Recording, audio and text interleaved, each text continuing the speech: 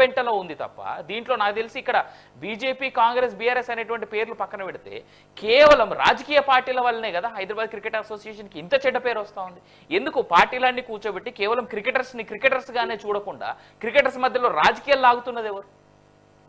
అజరుద్దీన్ విషయానికే వద్దాం మనం. అజరుద్దీన్కే కావచ్చు, లేదంటే ఈ వివేక్కే కావచ్చు, లేదా ఇంకొకరే కావచ్చు. ఎందుకు రాజకీయ రంగులు పులుగుతున్నాం మనం? కేవలం ఆటని ఆటలాగా ఎందుకు ముందుకు తీసుకెళ్లట్లేదు? నేను ఇందాక కూడా అన్నాను, నేను హైదరాబాద్ క్రికెట్ అసోసియేషన్ నుంచి ప్లేయర్స్ నేమ్స్ ఏవైతే బీసీసీఐకో లేదంటే ఇక్కడ ఉన్నటువంటి రంజీ ట్రోఫీకో ఆడాలన్నా కానీ వెళ్తున్నటువంటి పేర్లు కూడా ఎవరైతే నాకు దగ్గరున్నారో, అంటే మా పొలిటికల్ వెండెట్టా కోసం మా ఫ్యామిలీలకి ఎవరైతే దగ్గరున్నారో కేవలం ఆ పేర్ల ముందుకు తోస్తారనేటువంటి వాదన కూడా ఉన్నది గత 10 ఏళ్ల నుంచి. I'm not just saying about today. గత 10 ఏళ్ల నుంచి ఇదే ఉన్నది ముచ్చట. మరి ఎందుకు దీంట్లో అంటే గత 10 ఏళ్ల నుంచి మీరు అంటున్నట్టుగా రెండు పార్టీల నేతలు కాంగ్రెస్ అండ్ బీఆర్ఎస్ అంటున్నట్టుగా గత 10 ఏళ్ల నుంచి బీజేపీ అలాంటి పనులన్నీ చేస్తా ఉందా? I'm sorry, I have to take a stand. ఇవాళ పాపం వాళ్ళు ఎవరు లేరు కాబట్టి నేను మాట్లాడతా ఉన్నా. చెప్పండి. It's very unfortunate. నేనేమంటున్నా, ఇట్స్ వెరీ అన్ఫార్చునేట్. విజయ్ గారు వస్తా, ఒక్క నిమిషం మీ దగ్గరికి వస్తా. మోహన్ గారు, ఇట్స్ వెరీ అన్ఫార్చునేట్ అనేది దురదృష్టకరము. నిజంగా టాలెంట్ ఉన్న క్రికెటర్స్ కి ఈ రాజకీయ రంగు నేను ఒక పార్టీలో ఉంటే కూడా నేను నిజంగా మాట్లాడే వ్యక్తిని.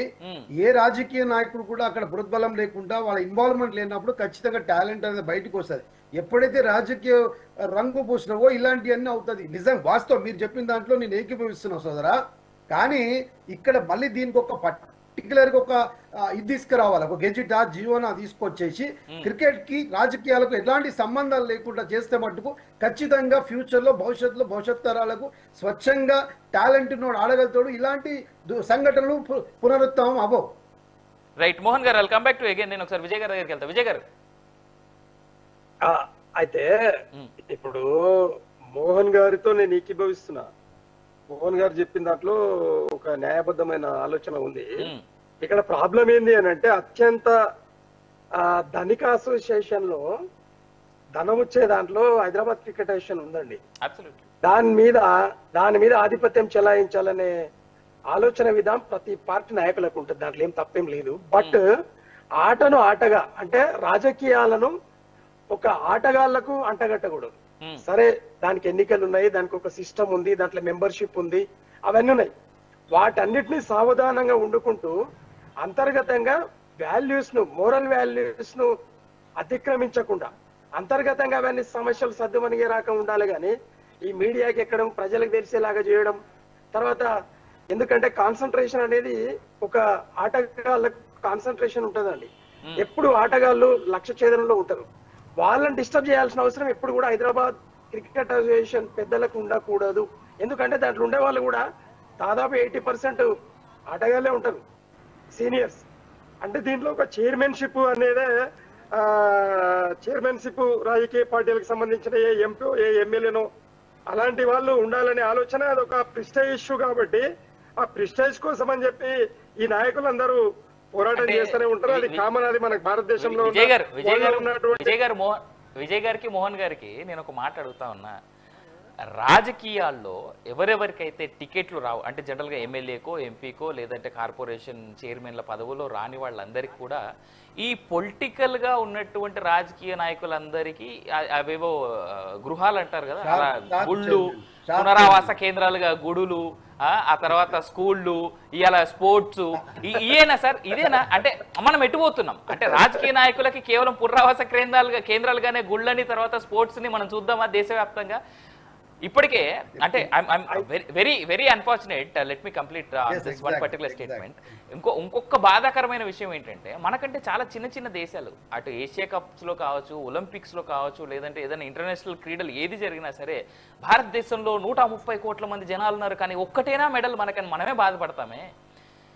మనం పొలిటికల్ వెండెట్టా అని ముందు పెట్టుకున్నప్పుడే కదా ఇలాంటివన్నీ జరుగుతా ఉన్నాయి. Why don't we think in such way? ఇప్పుడు ఏంటంటే ఎందెందు వెతికినా అందందే గలదు రాజకీయం అన్నట్టు ఆ తీసుకుపోయే నాయకులకు అధిష్టానాల మీద ఆధారపడి ఉంటదండి. వాస్తవంగా ప్రతి విషయంలో కూడా పొల్యూట్ అయిపోయింది. సమాజం పొల్యూట్ అయిపోయింది, సంఘాలు పొల్యూట్ అయిపోయినాయి, అంత వ్యవస్థ అంతా పొల్యూట్ అయింది. ఎప్పుడైతే రాజకీయ నాయకుడు అనే ఫాదర్ అనేవాడు సరిగ్గా ఉంటే సిస్టమ్ సరిగ్గా ఉంటుంది. మీరు చెప్పండి, మేము గత 10 సంవత్సరాలలో ఎప్పుడు కూడా ఇన్వాల్వ్ కాకుండా వెనకాల వండుకుంటూ వాళ్ళని సముదాయించి ఇట్లా ఉండాలి, బ్రాండ్ ఇమేజ్ ఇట్లా వస్తది, మన హైదరాబాద్ ను మనం కాపాడుకోవాలని చెప్పి కేసీఆర్ గారు, కేటీఆర్ గారు, హరీష్ రావు గారు దాన్ని సెటరేట్ చేసిరండి. సెటరేట్ చేసిరు. నేను అంటున్నా అంటే ఈ రోజు అంతర్గతంగా అజారుద్దీన్ గారికి తర్వాత వివేక్ వెంకటస్వామి గారికి వచ్చిన పంచాయతీలు మీకు తెలుసా? మాకు తెలుసుగా. అది ఎందుకు అట్లా అవుతుంది, ఏం పంచాయతీ మాకు తెలుసు. అది మేము కాబట్టి మేము ఏమంటున్నామంటే అరే ఏమన్నా చేసుకోండి పోయి, కానీ హైదరాబాద్ బ్రాండ్ ఇమేజ్ పోవడం వల్ల మన అందరం లాస్ అవుతాము, ప్రజలు లాస్ అవుతారు, మన విలువ పోతుంది. నేనేమంటా విజయ్ గారు మీ హయాంలోనే మీరున్న ఆ 10 ఏళ్లలోనే అసలు ఆ ఇష్యూతో పాటు ఈ ఇష్యూ కూడా ఇది మీ హయాంలోనే స్టార్ట్ అయింది. ఇది కూడా ఇప్పుడు ఈ టికెట్ల వ్యవహారం కూడా ₹1 కోటి ప్రతి మ్యాచ్ గడుతోంది ఎస్ఆర్హెచ్. అదే కాకుండా 10% టికెట్లు ఇస్తా ఉన్నారు. అంటే 39,000 సీటింగ్ కెపాసిటీ ఉన్నటువంటి గ్రౌండ్ లో 3,900 టికెట్లు ఇస్తా ఉన్నారు. అది కాకుండా ఆ బాక్సులు విఐపి బాక్సులు 20,000, 50,000, 1,00,000, 2 లక్షలు కట్టుకొని కూర్చున్నటువంటి బాక్సులలో కూడా 20 టికెట్లు 50 టికెట్లకు పుక్కట్ల కావాలని చెప్పేసి హెచ్సిఏ అడుగుతున్నటువంటి ఇది 3 ఏళ్లుగా జరుగుతున్నటువంటి వ్యవహారం ఇవాళ పెద్ద ఎత్తున కనిపిస్తా ఉంది. 3 ఏళ్ల నుంచి ఎందుకు బీఆర్ఎస్ దాన్ని కంట్రోల్ చేయలే? కేటీఆర్ లాంటి ఒక ఇన్ఫ్లుయెన్షియల్ పర్సన్, కేటీఆర్ లాంటి ఒక ప్రాబ్లమ్ సాల్వింగ్ పర్సన్ ఆయన ఎందుకు చేయలేకపోయిండు? ఇవాళ కాంగ్రెస్ మీద పడేది కాదు కదా ఇది. I'm sorry, I have taken a Congress step. Exactly. అయితే వీళ్ళిద్దరి మధ్యలో సయోధ్య కుదిర్చి అసలు పంచాయతీ ఏంది అంటే వాస్తవంగా టికెట్ల పంచాయతీ. అవును, ఆ టికెట్ల పంచాయతీలో మీరు చెప్పినట్టుగా అది నిజంగా కూడా అది ఇబ్బందికరమైన విషయాన్ని కూడా వాళ్ళు 10% కుదించి ఇద్దరి మధ్యలో సయోధ్య కుదిరించి ఒక 50 టికెట్ల వరకు మీరు ఖచ్చితంగా హెచ్సిఏకి ఇవ్వాలని చెప్పి కాంప్రమైజ్ చేయడం జరిగింది. కానీ ఇప్పుడు వచ్చింది ఏంది 20 టికెట్ల పంచాయతీ.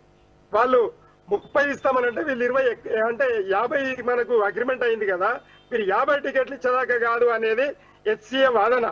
అంటే ఇక్కడ పెద్దరికం ఎవరు వహించాలి? ఒకవేళ ఇవ్వలేని పక్షంలో ఇదే హెచ్సిఓ సైలెంట్ గా ఉండాలా, లొల్లి పెట్టాల్సిన అవసరం లేదు. కానీ దాంట్లో ఆర్థిక లావాదేవీలు ఉన్నాయి కాబట్టి ఇది వచ్చిన పంచాయతీ. ఇది బీఆర్ఎస్ కి లేదా 1 మినిట్, ఇది బీఆర్ఎస్ కి ఏం సంబంధం ఉంటది? లేదు, అక్కడ ఉన్నటువంటి కాంగ్రెస్ కి ఏం సంబంధం ఉంటది? కానీ అజారుద్దీన్ గారికి వివేక్ గారికి సంబంధం ఉంటది. ఎందుకంటే వాళ్ళు మొదటి నుంచి ఇన్వాల్వ్మెంట్ లో ఉన్నారు వాళ్ళు. కాబట్టి పంచాయతీ వాళ్ళిద్దరు పంచాయతీ అంటే కాంగ్రెస్ సభ్యుల పంచాయతీ అది. కాబట్టి మా వినతి ఏంటంటే జగన్మోహన్ రావు ఏ పార్టీకి సంబంధించినోడు కాదు కదా. మేము కోరుకునేది ఏంటంటే ఏమన్నా చేసి లొల్లిని లోపల వస్తండి, ఈ మన ఇజ్జత్ కాపాడని అంటున్నాం. మేము కాపాడినాం, మేము చేసినాం, మీరు లోపల వచ్చేసేయాలంటే ఏం లేదు. రైట్, మోహన్ గారి దగ్గరికి వెళ్తా. మీరు ఎట్లా ఇష్యూ వచ్చింది మేము కాపాడిన ఇవాళ మీరు కాపాడు అని అంటారు. అంటే బీఆర్ఎస్ పార్టీ ఒప్పేసుకున్నది డైరెక్ట్ గా ఇష్యూస్ ని. రైట్, మోహన్ గారు మీరేమంటారు? ఇవాళ ఒప్పుకున్నది కాదు, అది ఖచ్చితంగా వివేక్ వెంకటస్వామి గారి పంచాయతీ, అజారుద్దీన్ గారి పంచాయతీ, అది మాకు సంబంధం లేదు. అది మీ అయిపోయింది. ఇప్పుడు పరిస్థితుల్లో ఇష్యూ వల్ల ఏంది? ఇప్పుడు ఇష్యూ వల్ల జగన్మోహన్ రావు వర్సెస్ కావ్య మారన్ లేదా సన్ రైజర్స్ హైదరాబాద్ అనేటువంటి టీం మధ్యలోనే ఉంది. 25,000 సార్ వాళ్ళు అడుగుతున్నటువంటి టికెట్లు ఏంది? ఇంకొక 20 టికెట్లు మాకు కావాలి, అది బాక్స్ లా. ఒక్క టికెట్ 25,000 నుంచి 50,000 మధ్యలో ఉంటాయి సార్. సరే let's say on an average 25,000 into 20 టికెట్లు వేసుకున్నా 5 లక్షల రూపాయలు దాదాపుగా. అంటే ఆల్రెడీ వాళ్ళు కట్టేటువంటి ₹1 కోటి కాకుండా ఇదో 5 లక్షలు ఆల్రెడీ ఇస్తున్నటువంటి, సరే ₹100 ₹500 టికెట్లు అనుకున్న అదొక ₹4,000 టికెట్లు. ఎట్లా చూసుకున్నా గానీ అంటే 40 లక్షలు, ₹1 కాకుండా ఇంకో 40 లక్షలు ఎక్స్పెక్ట్ చేస్తా ఉందా ఎస్ఆర్హెచ్ టీం దగ్గర నుంచి? హెచ్సిఏ అనేది సమాధానం చెప్పాలి. మోహన్ గారు మీరేమంటారు? ఆల్రెడీ విజయార్య గారు చెప్పారు చాలా క్లియర్ గా, మేము మా హయాంలో వచ్చినటువంటి ఇష్యూని మేము కంట్రోల్ చేసినాం, మరి వీళ్ళు ఎందుకు చేయలేకపోతున్నారు అనే యాంగిల్ అడుగుతున్నారు ఆయన. నిజంగా కాంగ్రెస్ పార్టీ నాయకులు అంటున్నారు, కాదంటలేను. కానీ వివేక్ వెంకటస్వామి గారు ఆ రోజు బీఆర్ఎస్ పార్టీలో ఉండే అన్న, అజారుద్దీన్ కాంగ్రెస్ పార్టీలో ఉండే.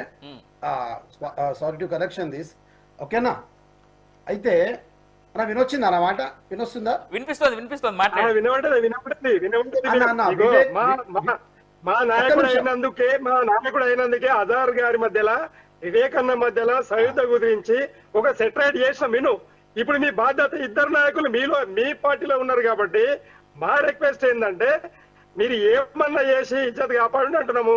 మేము తప్పు మాట్లాడతలే, మిమ్మల్ని కోర్టు కూడా చేస్తలే. అన్నా నీ విజయాన్న, నేనేమంటున్నా, మీరు కాంగ్రెస్ పార్టీ వాళ్ళు అంటే నేను ఆ రోజున్న పరిస్థితిలో వివేక్ గారు బీఆర్ఎస్ లో ఉండే అని చెప్తున్నా. కరెక్షన్. అయితే సార్ నేనేమంటున్నాను సార్, ఇది 4 లక్షల అంశం అని మీరు 40 లక్షల అంశం అంటున్నారు. కానీ మళ్ళీ చెప్తున్నాను సార్, ఇది ఎప్పుడైతే ఈ రాజకీయ దీనికి రంగు పోస్తారో, ఎప్పుడైతే ఈ రాజకీయ నాయకులు ఇలాంటి దాంట్లో స్పోర్ట్స్ టాలెంట్ విషయంలో వీళ్ళ ఇన్వాల్వ్మెంట్ ఉంటుందో, నిజంగా టాలెంట్ ఉన్న వాళ్ళు చాలా, ఇప్పుడు మీరు ఒకసారి క్షేత్రస్థాయిలో వెళ్ళి చూసినట్టయితే రోడ్ మీద ఆడే క్రికెటర్స్ ఆడుతుంటారన్న, వాళ్ళు ఇంటర్నేషనల్ లెవెల్ ఆడుతుంటారు, వాళ్ళు బయట తీసుకెళ్ళడానికి ఆస్కారం లేదు. నిజంగా ఈ రాజకీయాలు అనేది స్పోర్ట్స్లో ఇప్పుడు ఇతర దేశాలు మీరు ఇందాక ప్రస్తావించినట్టు చిన్న చిన్న దేశాలకు గోల్డ్ మెడల్ పోతుంది, 130 కోట్ల ప్రజలు మనకు రాదు. కారణం ఏంటంటే ఇక్కడ రాజకీయాల నేపథ్యం ఉంటుందండి. బయట దేశాల్లో టాలెంట్ని చూస్తారు, మన దగ్గర రాజకీయాలు ఊరుకొని ఉంటాయి. ఎగ్జాంపుల్, నేను ఒక మినిస్టర్ అనుకో, నాకు సంబంధించిన నా తమ్ముని కొడుకో, నా అన్న కొడుకో, నా బామ్మడిది కొడుకో, వాడికి వచ్చినా రాకుండా వాడిని నెట్టి ముందు పెట్టేస్తాను. ఇది నేను నా గురించి మాట్లాడుతున్నాను. భారతదేశంలో జరుగుతున్నటువంటి ఇది జరుగుతుంది. ఇది జరగకూడదు అంటే ఫస్ట్ ఆఫ్ ఆల్ రాజకీయాలకు, ఆటకు, టాలెంట్కి, రాజకీయాలకు ఎలాంటి సంబంధం లేకుండా అన్ని ప్రభుత్వాలు, అన్ని పార్టీలు ఏకమై దీనికి ఒక ముగింపు అయితే చేయాలన్న ఒకటి. రెండవది, ప్రత్యేకంగా ఇవాళ హైదరాబాద్ ఇమేజ్ ఏదైతే ఉందో, బ్రాండ్ ఇమేజ్ ఏదైతే ఉందో, ఇవాళ ఎస్ఆర్హెచ్ క్రికెట్ అనేది మనం కేవలం క్రికెట్గా చూస్తున్నాము, కానీ ఇంటర్నేషనల్ బ్రాండ్, ప్రపంచ దేశాలన్నీ హైదరాబాద్ను చూస్తాయి, ప్రపంచ దేశ ఆటగాళ్ళందరూ హైదరాబాద్కు వస్తారు.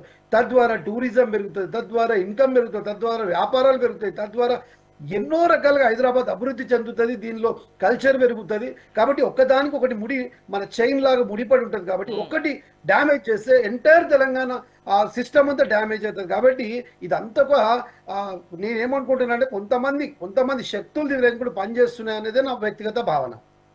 రైట్ మోహన్ గారు, వాటిని కూడా బయట పెట్టగలిగితే మాత్రం మంచిది అనేటువంటిది మా ఉద్దేశం. విజయ్ గారు, గో హెడ్. అయితే దీంట్లో ఈ విషయంలో మాత్రము మేము ఖచ్చితంగా రేవంత్ రెడ్డి గారిని వాస్తవంగా శ్లాఘిస్తున్నాము. ఎందుకంటే ఈ రోజు ఆయనకు తెలియకుండా బ్యాక్ ఎండ్ లో చాలా శక్తులు పనిచేస్తా ఉన్నాయి ఈ ఇష్యూలో. అది ఆయన అన్నిటి విషయంలో అమాయక చక్రవర్తే మాతో తిట్లు పడతా ఉన్నాడు, కానీ ఈ విషయంలో మాత్రం శభాషిస్తా ఉన్నాం. ఎందుకంటే ఆయన సొంత నిర్ణయాలు ఒక తెలంగాణ బిడ్డగా, తెలంగాణ రాష్ట్ర ముఖ్యమంత్రిగా ఆలోచన చేస్తే 100% అన్ని సమస్యలు సెటరేట్ అవుతాయి. కానీ మా కేసీఆర్ గారిని తిట్టడంలో సమయాన్ని వెచ్చించడం, మా కవిత గారిని అనడంలో సమయాన్ని వెచ్చించడం, మా కేటీఆర్ గారిని అనడంలో సమయాన్ని వెచ్చించడం, మా హరీష్ రావు గారిని కంటిలో నలుసులాగా చూడడం అనేది, మరి సమయాన్ని వెచ్చించడం అనేది ఇది కరెక్ట్ కాదు. మీరు అడ్మినిస్ట్రేషన్ మీద కరెక్ట్ గా మీరు దృష్టి పెట్టినప్పుడు ఖచ్చితంగా స్టేట్ కంట్రోల్లోకి వస్తుంది. మా విషయం అది. మీరు ఇచ్చిన హామీలను నెరవేర్చండి, అలాగే అడ్మినిస్ట్రేషన్ సెటరేట్ చేయండి, లా అండ్ ఆర్డర్ ను కంట్రోల్ చేయండి. మరి ఇవన్నీ ఉన్నాయి. అభివృద్ధి మీద ఎప్పుడైతే కాన్సన్ట్రేషన్ చేస్తారో బాగుపడుతుంది రాష్ట్రం. ఒకటి, మరి తెలంగాణ భూములను దయచేసి అమ్మకండి. విజయ్ గారు, ప్రస్తుతానికి అప్రస్తుతం ఆ టాపిక్, ప్రస్తుతానికి అప్రస్తుతం. We will come back that. మనం రేపు పెట్టుకుందాం దాని మీద డిబేట్ మరోసారి. విజయ్ గారు, ఇక్కడ క్రికెట్ వర్సెస్ హెచ్సిఏ, ఇది ఎస్ఆర్హెచ్ వర్సెస్ హెచ్సిఏ జరుగుతున్నటువంటి ఫైట్. మనం దాంట్లో వేరే అంశాలను దయచేసి ఇన్వాల్వ్ చేయొద్దని కోరుతా ఉన్నా. విజయ్ గారు, I'll come back to you. అది ఇప్పుడు ప్రస్తుతానికి అయితే అప్రస్తుతం. మనం దాని గురించి మళ్ళీ చర్చ పెట్టుకుందాం, రేపు మాట్లాడుకుందాం. విజయ్ గారు, నేను మిమ్మల్ని పిలుస్తా, మోహన్ గారిని పిలుస్తా, రేపు మాట్లాడదాం భూమిలో సంబంధించినటువంటి అంశం, ఎక్కడ మొదలైంది, ఎక్కడ ఎండ్ చేద్దాం అనేటువంటిది. Let's head for a break, short commercial break. దాని తర్వాత వచ్చిన తర్వాత ఈ డిబేట్ ని కంటిన్యూ చేద్దాం. చూస్తూనే ఉండండి న్యూస్ 360.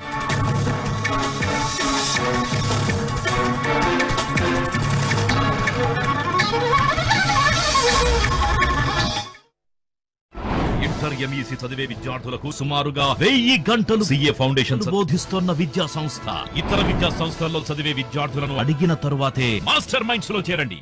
మాస్టర్ మైండ్స్ కామర్స్ చదవాలనుకునే 10th ఇంటర్ విద్యార్థుల తొలి ఎంపిక. Master minds, the pride of India. Commerce విద్యా చరిత్రలో కని విని ఎరుగని ఫలితాలు కేవలం 6 నెలల్లో. సిఎంఏ కోర్సుల్లో 3 ఆల్ ఇండియా ఫస్ట్ ర్యాంకులు సాధించిన ఏకైక సంస్థ master minds, the pride of India. MPC BiPC విద్యార్థులకు ఒక వరం సిఎంఏ కోర్సులు. సిఎంఏ చదివే విద్యార్థుల్లో 40% మంది ఎంపీసీ బైపీసీ విద్యార్థులే. Master minds master minds the pride of India గత 6 సంవత్సరాలలో CA CMA ఫలితాలలో 12 ఆల్ ఇండియా ఫస్ట్ ర్యాంకులు. Master minds the pride of India. Master minds the pride of India. Inter, MPC, BPC, MEC, CEC చదివిన విద్యార్థులకు CA మరియు CMA foundation కొరకు నూతన బ్యాచ్లు ప్రారంభం. 10వ తరగతి పూర్తి చేసిన తరువాత ఇంజనీరింగ్, మెడిసిన్, CA లాంటి కోర్సులు వద్దనుకుంటున్నారా? అయితే మీకోసమే ఇంటర్మీడియట్ లో MEC Pro, CEC Pro అనే వినూత్నమైన అకాడమిక్ ప్రోగ్రామ్. ఇంటర్ తర్వాత BBA లేదా లా కోర్సులు చెయ్యాలి అనుకునే విద్యార్థులకు గొప్ప అవకాశం. Master minds the pride of India.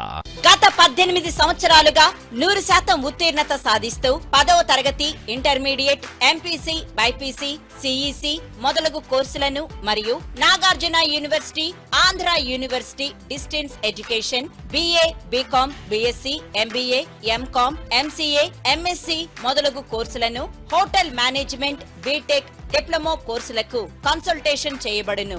దూర విద్యా విధానం ద్వారా అనేక కారణాల వలన చదువు మధ్యలో ఆపేసిన వారికి సింగిల్ సిట్టింగ్ లో 10th, ఇంటర్, డిగ్రీ మరియు PG చేసే అవకాశం కలదు. అడ్మిషన్లు జరుగుచున్నవి. NTR academy 9989661114 986667 22441 Patamata high school road, Vijayawada. అప్పుడు, ఇప్పుడు, ఎప్పుడు ఆంధ్ర హాస్పిటల్స్, మన హాస్పిటల్స్. అప్పుడు, ఇప్పుడు, ఎప్పుడు ఆంధ్ర హాస్పిటల్స్, మన హాస్పిటల్స్.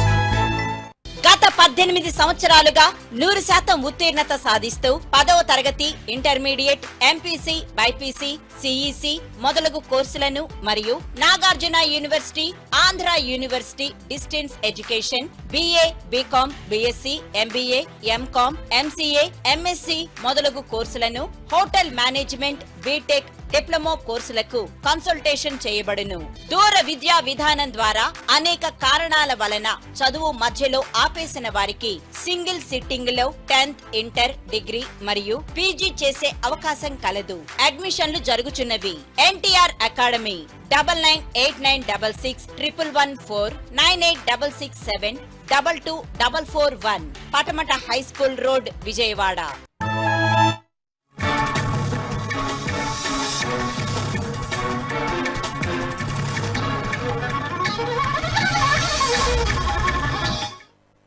Welcome back. మనం బ్రేక్ వెళ్ళి వచ్చే లోపు ఒక చిన్న ఇన్ఫర్మేషన్ వస్తూ ఉంది. బ్రేకింగ్ న్యూస్గా కూడా చూసుకోవచ్చు.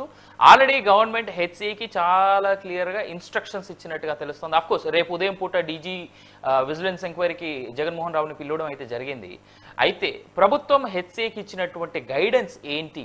ఈ షార్ట్ కమర్షియల్ బ్రేక్లో మనకు తెలిసినటువంటి విషయం ఏంటంటే SRH ఎలా చెప్తే HCA అలా వినాలి అనేటువంటి అప్డేట్ మనకైతే తెలుస్తూ ఉంది. సరే, ఇప్పటి వరకు HCA తన యొక్క ఏదైతే పంతాన్ని నెగ్గించుకునేటువంటి ప్రయత్నం చేస్తూ ఉందో ఆ పంతాన్ని కాస్త అటు ఇటుగా ఇప్పుడు SRH ఎలా చెప్తే HCA అలా వినాలి అనేటువంటి మాట SRHకి అదేవిధంగా HCAకి స్టేట్ గవర్నమెంట్ గైడ్ చేసినట్టుగా గవర్నమెంట్ ఉత్తర్వులు ఇచ్చినట్టుగా తెలుస్తూ ఉంది. బట్ ఇది అఫీషియల్ అయ్యేంత వరకు we just have to hold and see. మనం చూద్దాం. ఈ మాట మోహన్ గారిని అడుగుదాం. మోహన్ గారు, ఈ అప్డేట్ పైన మీరేమంటారు? ప్రభుత్వం ఇచ్చిందా ఈ డైరెక్షన్స్? అసలు ఏంటి? మాకు వచ్చినటువంటి అప్డేట్ అయితే ఇదే లేటెస్ట్గా. మోహన్ గారు మ్యూట్లో ఉన్నారు. మోహన్ గారు మ్యూట్లో ఉన్నారు. అయ్యా సార్, నేనేమంటున్నా సార్, నిజంగా మేము చూడలేదు, మీరంటే విన్నాను. నిజంగా కూడా ఇది శుభ పరిణామం. ఇది శుభ పరిణామం అండి. చాలా సంతోషం, స్వాగతించాల్సిన అవసరం. ఎందుకంటే ఇక్కడ నుండి ఆ డిస్టర్బెన్స్ లేకుండా పోతుంది, వాళ్ళు స్వేచ్ఛగా ఆడుకోగలుగుతారు, వాళ్ళకి ఇబ్బంది లేకుండా ఉంటది. మనకు అతిథులుగా వచ్చినప్పుడు వాళ్ళకి మనం ఆ రకమైన స్వేచ్ఛ కల్పించినప్పుడే వాళ్ళు ఫ్రీగా చేసుకోగలుగుతారు. రేపు వచ్చిన పని చేసుకుని వెళ్తారు తప్ప వాళ్ళకి రిస్ట్రిక్షన్స్ పెట్టి ఇబ్బందులు పెట్టి వాళ్ళకు ఒక బ్లాక్ మెయిలింగ్ చేసుకుంటూ పోతే వాళ్ళకు ఒక రకంగా వాళ్ళకి మానసిక శోభాన, ఆ క్రికెట్ కూడా సరిగా ఇంతకు విజయ్ అన్నట్టు సరిగా ఆడలేని పరిస్థితి కూడా ఉంటుంది ప్రెషర్ తోటి. సో ఇది మంచి పరిణామం అన్న గవర్నమెంట్ తీసుకున్నది. ఒకవేళ నిజంగా కూడా 100% నేను మళ్ళీ చెప్తున్నాను, రేవంత్ రెడ్డి గారు చాలా ముందు చెప్తున్నారు, టార్చ్ బేరర్ ఉన్నారు. తెలంగాణ రాష్ట్రానికి ఎలాంటి అడ్డంకులు లేకుండా, ఏ ఇబ్బందులు లేకుండా చిన్న దోమ ఈగ కూడా వాళ్ళకుంటా ఆయన కాపాడుకుంటాడు. ఆ శక్తి సామర్థ్యం అంటే ఇందాక విజయ్ గారు మాట్లాడుతూ ఒక మాట అన్నారు రేవంత్ రెడ్డి గారిని, అమాయక చక్రవర్తి పాపం ఇబ్బంది పడుతుడు అనేటువంటి మాట. దాన్ని ఎట్లా చూస్తుంది కాంగ్రెస్ పార్టీ? అయితే విజయన్నకు తెలుసు ఎంత అమాయకుడు అనేది. ఆ అమాయకత్వమే ఈ రోజు ప్రభుత్వం మీద ముఖ్యమంత్రి కుర్చీలో కూర్చున్నాడు. అది చాలు. ఇప్పుడు నేను అన్నకన్నట్టు నేను మళ్ళీ దాన్ని వేరేగా చేసి మాట్లాడను. ఇది ఒక మంచి డిబేట్ నడుస్తుంది, సమాజానికి ఉపయోగపడుతుంది, దేశానికి రాష్ట్రానికి ఉపయోగపడుతుంది. కాబట్టి ఇక్కడ మనం దాంట్లో బోరింగ్ లేదు. కానీ చాలా ప్రశాంతంగా I mean coming A positive response from BRS party to Congress party అనేది ఎప్పుడు వెల్కమ్ చేయాలి. నేను అదే చెప్తున్నానా, అంత అమాయకుడు కాబట్టే ముఖ్యమంత్రి పదవిలో కూర్చోగలిగినాడు. అమాయకుడు కాబట్టే అంత పవర్ఫుల్ లీడర్స్ ని, అంత పవర్ఫుల్ క్షేత్ర స్థాయిలో అంత పవర్ఫుల్ ఓట్ బ్యాంక్ ఉన్న పార్టీని ఓడించగలిగినాడు. అంత పవర్ఫుల్ కాబట్టి ఇంత పెద్ద కాంగ్రెస్ సముద్రం నాటి కాంగ్రెస్ పార్టీలో దాదాపు 15 సంవత్సరంన్నర కాలంలో ముఖ్యమంత్రి సీట్లో కూర్చొని పరిపాలించగలుగుతున్నాడు. అమాయకుడు కాబట్టే ఈ రోజు తెలంగాణని ఒక సూపర్ మోడల్ గా, హైదరాబాద్ గా రైజింగ్ తెలంగాణ చేయబోతున్నాడు. సో దిస్ ఇస్ అన్ని ఆయన అమాయకుడు కాబట్టి ఇవన్నీ చేయగలుగుతున్నాడు అని నా ఉద్దేశం. రైట్ విజయ్ గారు దీనికి ఏ రకమైనటువంటి ముగింపు? ఆల్రెడీ నేను చెప్పాను ఇప్పుడు ఉన్నటువంటి లేటెస్ట్ అప్డేట్ ఏంటి అనేటువంటిది. హవెవర్ రేపు ఉదయం పూట కూడా ఆల్రెడీ విజిలెన్స్ ఆఫీసర్స్ సాయంత్రమే హెచ్సిఏ ఆఫీస్కి వెళ్ళి అక్కడ ఉన్నటువంటి మెయిల్స్ ద్వారా జరిగినటువంటి కమ్యూనికేషన్ మొత్తం చెక్ చేసేటువంటి ప్రయత్నంలో కూడా ఉన్నారు. ఈ ఇష్యూకి ముగింపు ఏ విధంగా ఇస్తే బాగుంటుందని మీరు అంటారు? 100% అండి. ఎవరైతే క్రియేట్ చేస్తా ఉన్నారు అలిగేషన్స్ కానీ, లేకపోతే ఇద్దరి మధ్యలో ఒక టీమ్ కు తర్వాత ఒక అసోసియేషన్ కు పెద్దలకు మరి ఆటగాళ్లకు మధ్యలో ఎవరైతే క్రియేట్ చేస్తా ఉన్నారో పంచాయతీ, వాళ్ళని పట్టుకోవాల్సిన అవసరం ఉంది. ఎవరు క్రియేటర్స్ అనేది. రెండవది ఏంటి అని అంటే బిజినెస్ డీజీ గారు తర్వాత జగన్మోహన్ రావు గారు మాట్లాడుతున్న తర్వాత ఒక సయద్దకు వచ్చేస్తే ప్రాబ్లం అంతా సాల్వ్ అయితే, కానీ ఎప్పుడైనా కూడా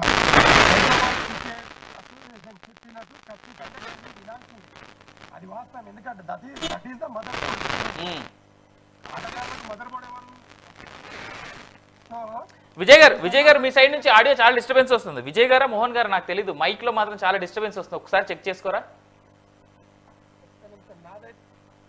రైట్ విజయ్ గారు ఒక్కసారి మీరు కార్ కొంచెం ఒకసారి పక్కన ఆగితే 5 నిమిషాల్లో మనం డిబేట్ కంప్లీట్ కూడా చేసేద్దాం. సో అది మీ సైడ్ నుంచి అనుకుంటా చాలా డిస్టర్బెన్స్ వస్తుంది audio. It is still coming. ఇప్పుడు ఫైన్ అండి.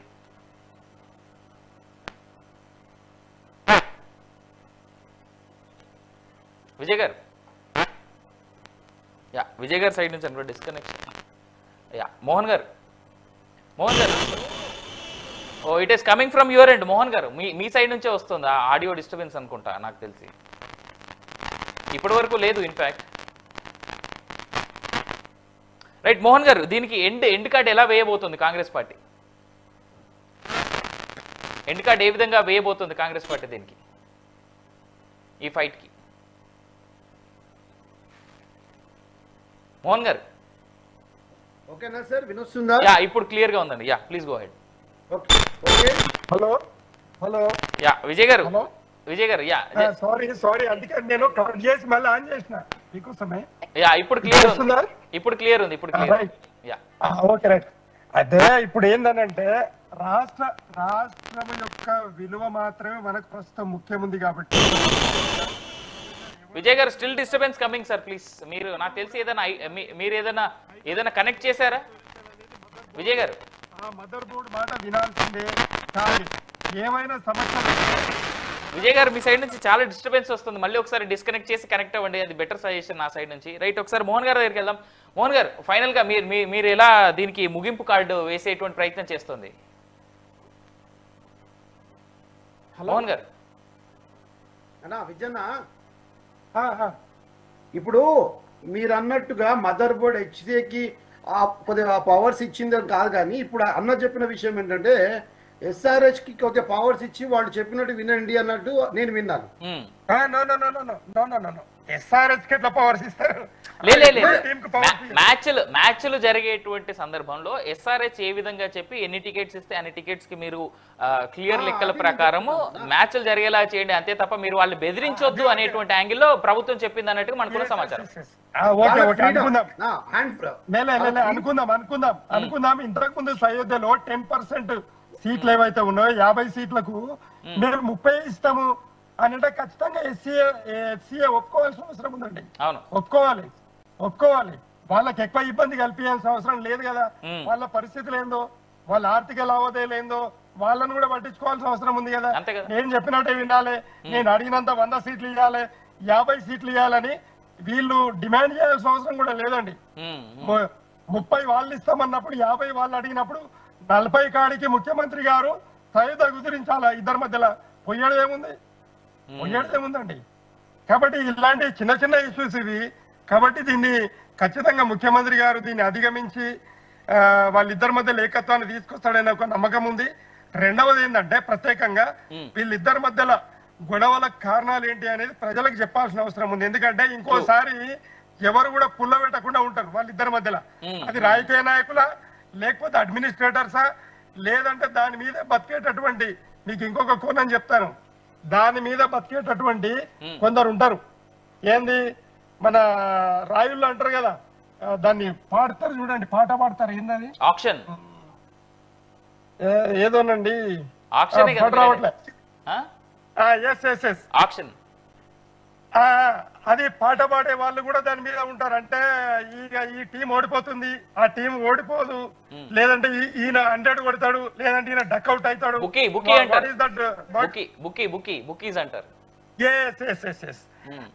అలాంటి వాళ్ళు ఉన్నారా అది పట్టుకోవాల్సిన అవసరం ఉంది దీని వెనకాల. కాబట్టి ఇలాంటి నేరస్తులు కూడా దీంట్లో ఉంటారండి. ఇది చాలా పెద్ద ఆట, ప్రపంచవ్యాప్త ఆట. అది కూడా ప్రపంచంలో హైదరాబాద్ అనేది బ్రాండ్ ఇమేజ్ క్రికెట్ లో. ఫుట్బాల్ తర్వాత వరల్డ్ లోనే అంత కాస్ట్లీయెస్ట్ గేమ్ క్రికెట్ ఒకటే. Yes, exactly. సో మనం ఏమంటున్నాం అంటే ఈడ రాష్ట్ర ప్రజలు, రాష్ట్రంలో ఉన్న అన్ని పార్టీలు, అన్ని మతాల వాళ్ళు ఏకత్వంలో ఉండి ఈ దాన్ని కాపాడుకోవాల్సిన అవసరం ఉంది. కాబట్టి ముఖ్యమంత్రి గారిని వెనకాల మొత్తము అన్ని పార్టీలు ఏకముఖంతో ఆయనను సమ్మతించి ఆ సద్దుమనిగేలాగా చేయాలి. కానీ మళ్ళా వెనకాల తెర వెనకాల విజయ్ గారు ఒకసారి మోహన్ గారు మాట్లాడదాం. మోహన్ గారి దగ్గరికి వెళ్దాం. దీని వెనకాల 100% BCCI అధ్యక్షులకు సంబంధించి కానీ సంబంధించి మోహన్ గారు మీ కంక్లూజివ్ కామెంట్స్. కాంగ్రెస్ పార్టీ ఎట్లా ఫైనల్ గా, అంటే ఇప్పుడు బీఆర్ఎస్ పార్టీ చేసిన సజెషన్స్ తీసుకుంటుందా?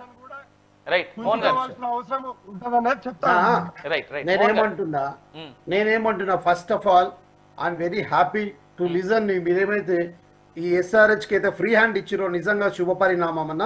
భారతదేశం కాదు ప్రపంచ దేశం హైదరాబాద్ పక్కన చూస్తుంది కాబట్టి సారీ, ఈ సందర్భంలో వాళ్ళకి ఫ్రీ హ్యాండ్ ఇవ్వడమే కరెక్ట్. దానివల్ల హైదరాబాద్ ఇమేజ్ డబుల్ అవుతుంది ఫస్ట్ ఆఫ్ ఆల్. రెండవది ఏదైతే HCA ఉందో దీంట్లో ఖచ్చితమైన ఒక చట్టాలు తీసుకురావాలా, రాజకీయ నేపథ్యం కాకుండా. ఇప్పుడు మన రేవంత్ రెడ్డి ముఖ్యమంత్రి వర్యులు దీని మీద చాలా సీరియస్ గా ఒక కమిటీని వేసి దీంట్లో ఇట్లాంటి అవినీతి లేకుండా, ఇట్లాంటి ఇబ్బందులు లేకుండా చాలా ట్రాన్స్పరెంట్ గా కమిటీ ఉండేటట్టు ఒక చట్టాన్ని రూపకల్పన చేస్తే చాలా సంతోషకరమా. అది మంచి సమాజము. రేపు రానున్న తరాలకు కూడా ఇలాంటి ఇబ్బందులు జరగవు. రైట్. మోహన్ గారికి అదేవిధంగా విజయార్య గారికి ఇద్దరికి ధన్యవాదాలు. ఇక్కడ ఒక మాట ఆఖరణ, సరే రాజకీయ పార్టీలు అనేటువంటి విషయం పక్కన పెడితే రెండు పార్టీలు ఒకటి మావాడు పాపం మంచోడు అనేటువంటి మాట బీఆర్ఎస్ నాయకులు రేవంత్ రెడ్డిని అంటాం నాకు చాలా ఆనందదాయకంగా అనిపించింది. అదేవిధంగా అమాయక్ చక్రవర్తి అంటూ రేవంత్ రెడ్డి పొగినటువంటి విషయం కూడా నాకు ఆనందం అనిపించింది. అవేవో రాజకీయ విభేదాలు పక్కనెట్టి ఒక మంచి ఉద్దేశాన్ని మంచిగా పొగినటువంటి తీరు నచ్చింది అని చెప్తా ఉన్నా. మేబీ నేను పొగినటువంటి అంశం కూడా బీఆర్ఎస్ నాకు విజయ్ గారికి నచ్చలేదేమో లాస్ట్ మూమెంట్ లా. సో హవెవర్ ఏదేమైనా ఈ HCA వర్సెస్ SRH అనేటువంటి అంశాన్ని కుదిరినంత తొందరగా ముగింపు చేయగలిగితే మాత్రం ఇటు ప్రభుత్వానికే కాదు, ఇదే విధంగా ఇటు SRH కి అదేవిధంగా స్టేట్ బ్రాండ్ ఇమేజ్ కూడా మంచి జరుగుతుంది. రెండో విషయం ఏంటంటే డైరెక్ట్లీ ఆర్ ఇండైరెక్ట్లీ ఈ ప్రతి మ్యాచ్ కూడా it is going to collect a lot of tax from a common man. ఆ ట్యాక్స్ డబ్బును కూడా ప్రభుత్వం ఖాతాలోకే వస్తుంది కదా, ఆ విధంగా కూడా ఆలోచించాల్సినటువంటి అవసరం ఉంది. నిజంగానే దీని వెనకాల ఇందాక బీఆర్ఎస్ నాయకులు లేదా విజయ్ గారు అన్నట్టుగా దీని వెనకాల బుక్కీలు ఉండి కూడా లేదా ఇంకేదైనా రాజకీయ పార్టీ ఉండి దీని వెనకాల నుండి డ్రామాలు చేయిస్తా ఉన్నారా?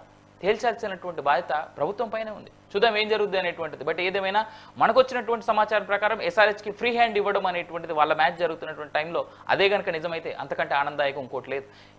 SRH అనేటువంటి టీం వేరే హోమ్ స్టేట్కి లేదా వేరే గ్రౌండ్ని హోమ్ గ్రౌండ్గా మార్చుకోవడానికి అవకాశం ఇవ్వకుండా హైదరాబాద్లోని మ్యాచ్లు జరిగేలాగా చూసేటువంటి బాధ్యత ప్రభుత్వం పైనే ఉంది. దానివైపు అడుగులేయాలని కోరుకుంటూ హైదరాబాద్ని దాటి ఎక్కడికి వెళ్లకుండా SRH ఇక్కడే తన హోమ్ గ్రౌండ్గా ఉండి ఆడాలని చెప్పేసి కూడా కోరుకుంటూ thank you so much for watching News 360. నేను మీ అభినవ్ జనగామ సైనింగ్ ఆఫ్.